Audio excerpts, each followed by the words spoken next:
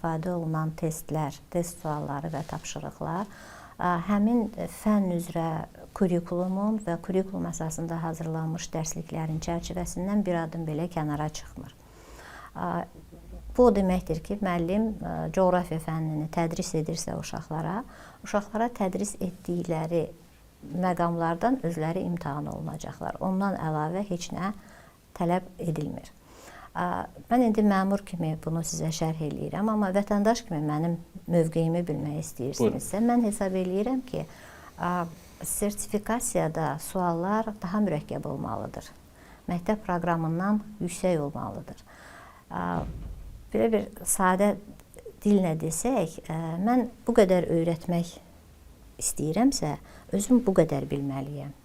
Çünki bu qədər bilən, öyrədəndə ondan az hissəsi öyrədənin beyninə gedib çatır.